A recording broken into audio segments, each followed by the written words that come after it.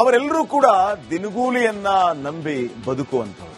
ಅವರ ಜೀವನಕ್ಕೆ ಆಧಾರವಾಗಿದ್ದ ಸ್ಪಂಜ್ಗಳು ಉರಿದು ಅವರ ಬದುಕೇ ಬರ್ಬಾದಾಗಿ ಹೋಗಿದೆ. ಸ್ಪಂಜುಗಳು ಉರಿದುದರಿಂದ ಜೀವನವೇ ಅಧೋಗತಿಗೆ ಬಂದು ನಿಂತಿದೆ. ಅಷ್ಟಕ್ಕೂ ಅಲ್ಲಿ ಆಗಿದ್ದೇನು ನೀವೇನು?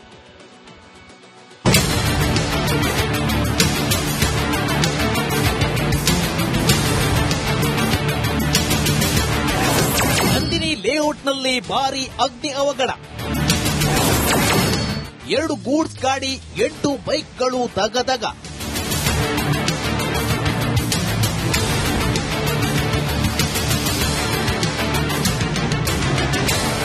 ಮುಗಿಲೆತ್ತರಕ್ಕೆ ಹಬ್ಬಿದ ಬೆಂಕಿ, ಸುಟ್ಟು ಕರಕಲಾಗಿರುವ ಬೈಕ್ಗಳು, ಗೂಡ್ಸ್ ವಾಹನಗಳು. ಮತ್ತೊಂದು ಕಡೆ ಮನೆಯ ಮೇಲೆ ಅಗ್ನಿಯ ನರ್ತನ, ಕಣ್ಣ ಮುಂದೆಯೇ ಸುಟ್ಟು ಹೋದ ಸ್ಪಾಂಜ್ಗಳು. ಬೆಂಗಳೂರಿನ ನಂದಿನಿ ಲೇಔಟ್ನ ಕೂಲಿ ನಗರದಲ್ಲಿ ಅಗ್ನಿ ಅವಘಡ ಸಂಭವಿಸಿ ಇಲ್ಲಿನ ಜನರ ಬದುಕಿ ಸಂಕಷ್ಟಕ್ಕೆ ಸಿಲುಕಿದೆ.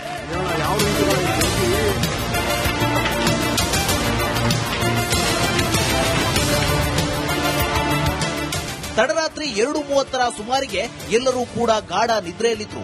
ಆದರೆ ಏಕಾಏಕಿ ಹೊತ್ತಿಕೊಂಡ ಬೆಂಕಿಗೆ ಕೂಲಿ ನಗರದ ನಿವಾಸಿಗಳ ನಿದ್ದೆಯನ್ನ ಕೆಡಿಸಿದೆ. ಮನೆಗಳ ಮೇಲೆ ಸ್ಪಾಂಜ್ಗಳ ಮೂಟೆಯನ್ನ ಇರಿಸಿದೆ. ಆದರೆ ಬೆಂಕಿ ಅಬ್ಬರಕ್ಕೆ ಎಲ್ಲವೂ ಸುಟ್ಟು ಕರಕಲಾಗಿವೆ. ಸುಮಾರು 10 ರಿಂದ 15 ಮನೆಗಳಿಗೂ ಹಾನಿಯಾಗಿವೆ. ಮನೆ ಮುಂದೆ ನಿಲ್ಲಿಸಿದ 5-6 ಬೈಕ್ಗಳು, ಟಾಟಾ ಎಸ್ ವಾಹನಗಳು ಬೆಂಕಿಗೆ ಆಹುತಿಯಾಗಿವೆ.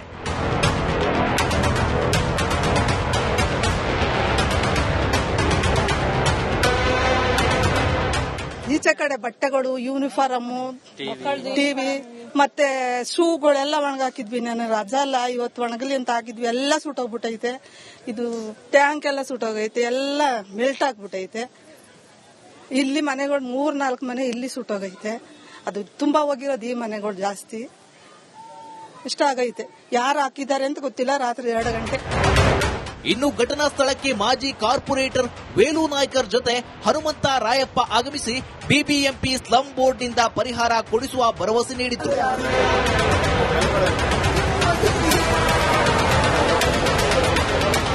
ಸ್ಥಳೀಯ ಶಾಸಕ ಮುನಿರತ್ನ ಸ್ಥಳಕ್ಕೆ ಭೇಟಿ ನೀಡಿ ಪರಿಶೀಲನೆ ನಡೆಸಿದ್ರು.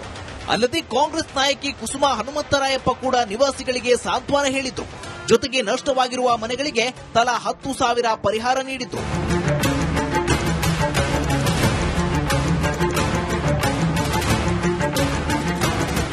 ಅನಾಹುತ ಹೆಂಗಾಯ್ತು, ಯಾರ್ಯಾರಿಗೆ ಎಷ್ಟು ತೊಂದರೆ ಆಗಿದೆ, ಎಷ್ಟು ಲಾಸ್ ಆಗಿದೆ, ಅದರದೆಲ್ಲ ಪಟ್ಟಿ ಮಾಡಕ್ಕೆ ಹೇಳಿದ್ದೀನಿ. ಹೇಳಿದ್ದೆ. ಇವಾಗ ಅದಕ್ಕೆ ಪರಿಹಾರ ಕೊಡಿಸೋಂಥದ್ದು ಮತ್ತೆ ಇದನ್ನು ಸರಿ ಮಾಡಿಸೋಂಥದ್ದು ಅದನ್ನು ಖಂಡಿತವಾಗ್ಲೂ ನಾನು ಮಾಡ್ತೇನೆ. ಅದು ನನ್ನ ಕರ್ತವ್ಯ. ಅದು ನಾನು ಮಾಡಬೇಕು, ನೋಡ್ತೀನಿ. ಕೆಲವು ದುಷ್ಟಶಕ್ತಿಗಳು ಈ ಭಾಗದಲ್ಲಿ ಸೇರ್ಕೊಂಡಿದೆ.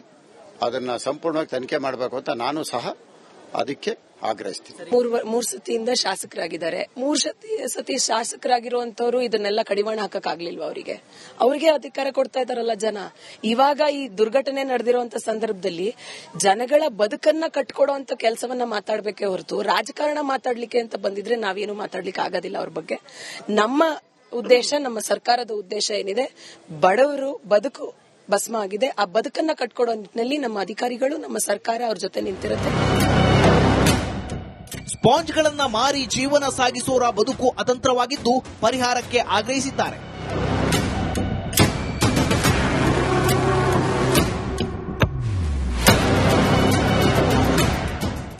Charan Moodbidri, metro bureau, republic Kannada, Bengaluru.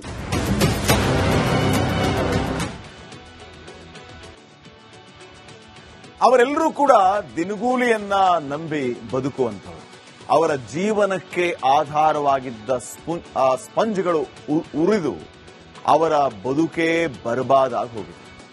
ಸ್ಪಂಜುಗಳು ಉರಿದುದರಿಂದ ಜೀವನವೇ ಅಧೋಗತಿಗೆ ಬಂದು ನಿಂತಿದೆ. ಅಷ್ಟಕ್ಕೂ ಅಲ್ಲಿ ಆಗಿದ್ದೇನು ನೀವೇನು?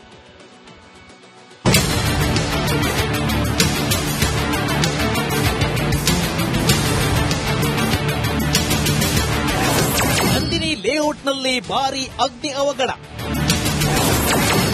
2 ಗೂಡ್ಸ್ ಗಾಡಿ, 8 ಬೈಕ್ಗಳು ದಗದಗ.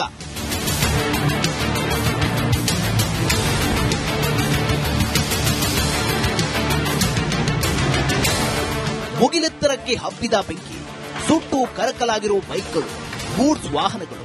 ಮತ್ತೊಂದು ಕಡೆ ಮನೆಯ ಮೇಲೆ ಅಗ್ನಿಯ ನರ್ತನ, ಕಣ್ಣ ಮುಂದೆಯೇ ಸುಟ್ಟು ಹೋದ ಸ್ಪಾಂಜ್ಗಳು. ಬೆಂಗಳೂರಿನ ನಂದಿನಿ ಲೇಔಟ್ನ ಕೂಲಿ ನಗರದಲ್ಲಿ ಅಗ್ನಿ ಅವಘಡ ಸಂಭವಿಸಿ ಇಲ್ಲಿನ ಜನರ ಬದುಕಿ ಸಂಕಷ್ಟಕ್ಕೆ ಸಿಲುಕಿದೆ.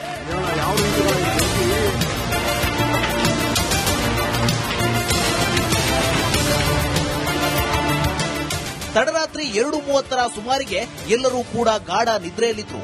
ಆದರೆ ಏಕಾಏಕಿ ಹೊತ್ತಿಕೊಂಡ ಬೆಂಕಿಗೆ ಕೂಲಿ ನಗರದ ನಿವಾಸಿಗಳ ನಿದ್ದೆಯನ್ನ ಕೆಡಿಸಿದೆ. ಮನೆಗಳ ಮೇಲೆ ಸ್ಪಾಂಜ್ಗಳ ಮೂಟೆಯನ್ನ ಇರಿಸಿದೆ. ಆದರೆ ಬೆಂಕಿ ಅಬ್ಬರಕ್ಕೆ ಎಲ್ಲವೂ ಸುಟ್ಟು ಕರಕಲಾಗಿವೆ. ಸುಮಾರು 10 ರಿಂದ 15 ಮನೆಗಳಿಗೂ ಹಾನಿಯಾಗಿವೆ. ಮನೆ ಮುಂದೆ ನಿಲ್ಲಿಸಿದ 5-6 ಬೈಕ್ಗಳು, ಟಾಟಾ ಎಸ್ ವಾಹನಗಳು ಬೆಂಕಿಗೆ ಆಹುತಿಯಾಗಿವೆ.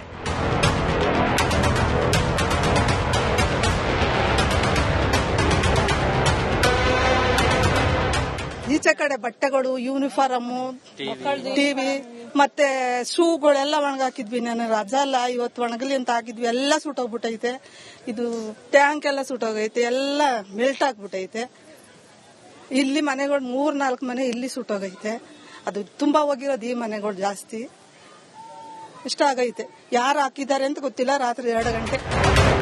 ಇನ್ನು ಘಟನಾ ಸ್ಥಳಕ್ಕೆ ಮಾಜಿ ಕಾರ್ಪೊರೇಟರ್ ವೇಲು ನಾಯ್ಕರ್ ಜೊತೆ ಹನುಮಂತ ರಾಯಪ್ಪ ಆಗಮಿಸಿ ಬಿಬಿಎಂಪಿ ಸ್ಲಂ ಬೋರ್ಡ್ನಿಂದ ಪರಿಹಾರ ಕೊಡಿಸುವ ಭರವಸೆ ನೀಡಿದ್ರು.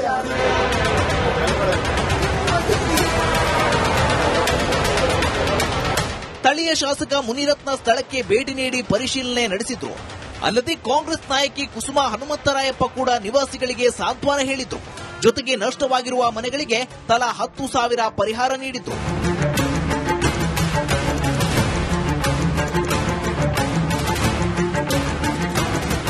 ಅನಾಹುತ ಹೆಂಗಾಯ್ತು, ಯಾರ್ಯಾರಿಗೆ ಎಷ್ಟು ತೊಂದರೆ ಆಗಿದೆ, ಎಷ್ಟು ಲಾಸ್ ಆಗಿದೆ, ಅದರದೆಲ್ಲ ಪಟ್ಟಿ ಮಾಡಕ್ಕೆ ಹೇಳಿದ್ದೀನಿ.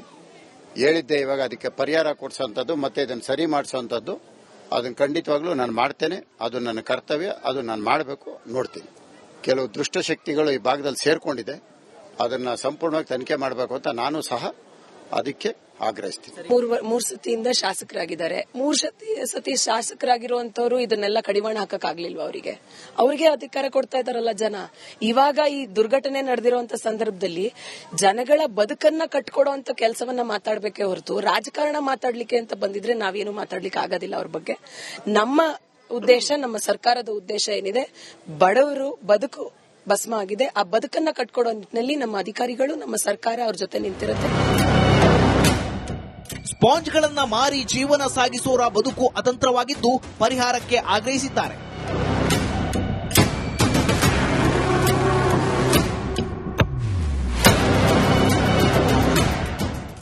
Charan Moodbidri, metro bureau, republic Kannada, Bengaluru.